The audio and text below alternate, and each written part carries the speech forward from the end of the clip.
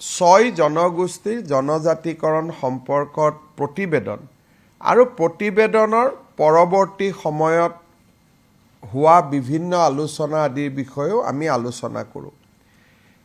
কেবিনেটত আমি কথা বতৰা পাতোতে দেখিছোঁ যে আমাৰ প্ৰতিবেদনখন খুব ভাল কৰি নপঢ়াৰ বাবে কিছু লোকে বিশেষকৈ CC2I কিছু বাতৰি কাকতত মন্তব্য কৰা বা সংবাদ মাধ্যমত মন্তব্য কৰা আমি দেখা পাইছোঁ।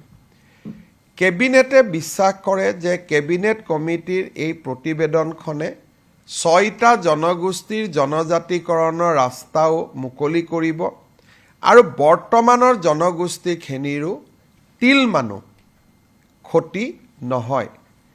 এই সংক্ৰান্তত যদি কেবিনেট কমিটিৰ ৰিপৰ্টখন বুজোতে পঢ়োতে কিবা অসুবিধা হৈছে তেতিয়াহ'লে কাৰোবাৰ মনত শংকা থাকিব পাৰে, কিন্তু ভাল কৰি যদি পঢ়ে শংকা থাকিব নোৱাৰে।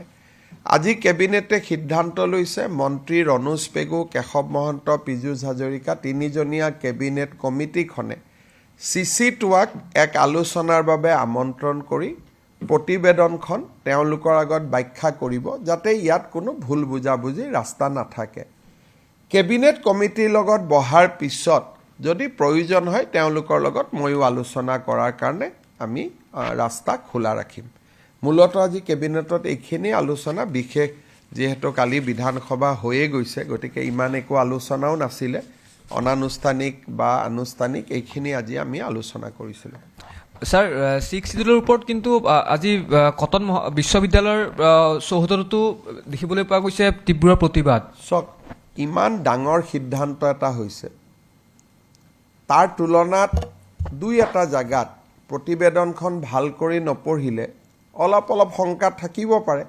আমি বিশ্বাস কৰোঁ যে কেবিনেটৰ তিনিজনীয়া গোটে মাতি আনি কৈ দিলে বা মাতি আনি আলোচনা কৰিলে বা প্ৰতিবেদনখন দেখুৱালে এই শংকাখিনিও নোহোৱা হ'ব, কাৰণ তাতে আজিৰ জনজাতিসকলৰ 1% ক্ষতি হোৱা নাই আৰু তেওঁলোকে বিচৰাখিনিয়ে কৰা হৈছে, নিবিচৰা একো কৰা হোৱা নাই। কিন্তু স্যাৰ নামানো বুলি কৈছে, সেই বিষয়টো সন্দৰ্ভত কি ক'ব? এতিয়া আপোনাৰ লগত মই কেনেকৈ যুক্তি তৰ্ক কৰিম? কোনোবাই নামানো কৈছে, কোনোবাই মানুহ কৈছে, তেনেকৈ আগতেতো আপোনালোকে কৈ আছিল মৰাণ মটকে নামাতে বুলি।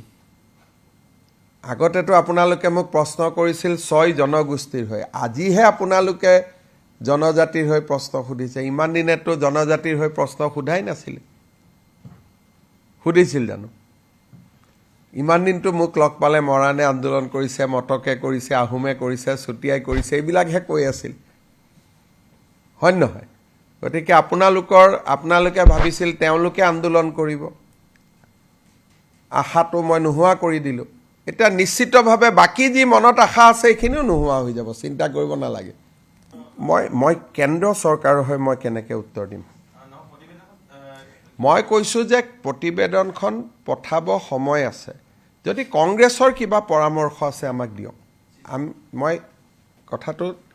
মই প্ৰশ্নক মোক সোধা হৈছিল কংগ্ৰেছৰ ওপৰত, উত্তৰ দিছোঁ মই কংগ্ৰেছৰ ওপৰত। মই কৈছোঁ যে প্ৰতিবেদনখন আমাৰ হাততে আছে, গতিকে কংগ্ৰেছে যদি প্ৰতিবেদনখনতকৈ লিখাতকৈও কিবা ভাল পৰামৰ্শ দিব পাৰে আমাক দিয়ক, আমি আকৌ বিবেচনা কৰিম। কৰিব তেখেতে, কথাটো ৰণোজদাই পাতিয়ে থাকে, ৰণোজদা নিজেইতো জনজাতি, গতিকে সেনেকুৱা কাৰণে কোনো টাইম এনেকুৱা একদম নহয়। আজি ৰাতিও হয়তো ঘৰত গৈ বহি কথা পাতিব পাৰে,